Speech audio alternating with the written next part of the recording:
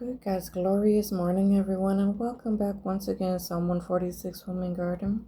This morning we're in chapter 19 of the Gospel according to John, and it says, Then Pilate therefore took Jesus and scourged him, and the soldiers plaited a crown of thorns and put it on his head, and they put on him a purple robe and said, Hail, King of the Jews!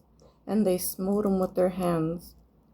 Pilate therefore went forth again, and saith unto them, Behold, I bring him forth to you, that you may know that I find no fault in him. Then came Jesus forth, wearing the crown of thorns and the purple robe. And Pilate saith unto them, Behold the man.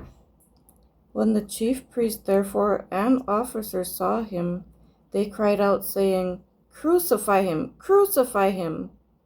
Pilate saith unto them, Take ye him and crucify him, for I find no fault in him.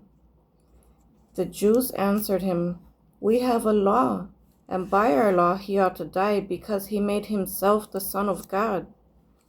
When Pilate therefore heard that saying, he was the more afraid, and went again into the judgment hall, and saith unto Jesus, Whence art thou? But Jesus gave him no answer. Then saith Pilate unto him, Speakest thou not unto me? Knowest thou not that I have a power to crucify thee, and have power to release thee? Jesus answered, Thou couldst have no power at all against me, except it were given thee from above. Therefore, he that delivered me unto thee hath the greater sin.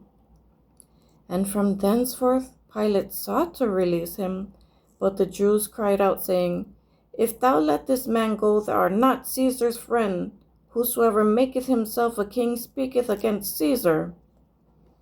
When Pilate therefore heard that saying, he brought Jesus forth, and sat down in the judgment seat in the place that is called the Pavement, but in the Hebrew, Gabbatha.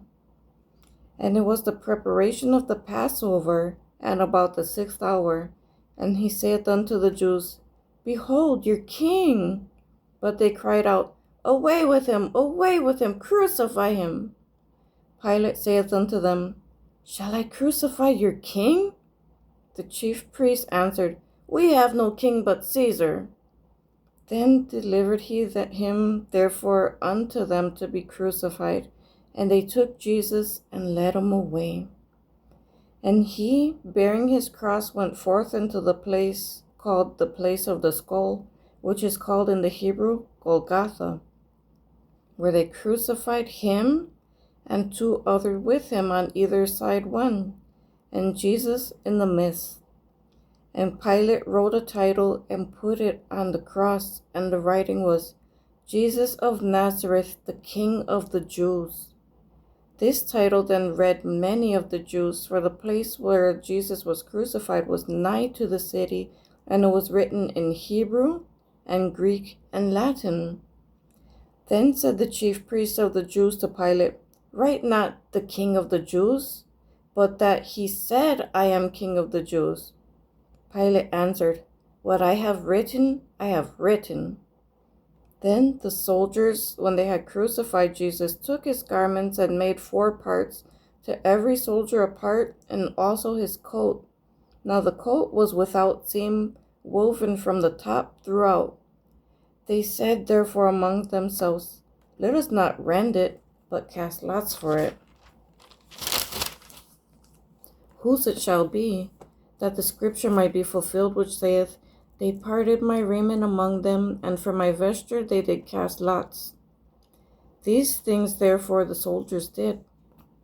Now there stood by the cross of Jesus his mother, and his mother's sister, Mary the wife of Cleophas, and Mary Magdalene. When Jesus therefore saw his mother, and beheld the disciple standing by whom he loved, he saith unto his mother, Woman, behold thy son. Then saith he to the disciple, Behold thy mother. And from that hour that disciple took her into his own home. After this, Jesus, knowing that all things were now accomplished, that the scripture might be fulfilled, saith, I thirst. Now there was set a vessel full of vinegar, and they filled a sponge with vinegar and put it upon hyssop and put it to his mouth. When Jesus therefore had received the vinegar, he said, "It is finished." And he bowed his head and gave up the ghost. The Jews, therefore, because it was the preparation that the body should not remain upon the cross on the Sabbath day, for that Sabbath day was an high day, besought Pilate that their legs might be broken and that they might be taken away. Then came the soldiers and brake the legs of the first and of the other which was crucified with him. But when they came to Jesus and saw that he was dead already, they brake not his legs. But one of the soldiers with a spear pierced his side, and forthwith came there out blood and water. And he saw that it bare record. And he that saw it bare record, and his record is true.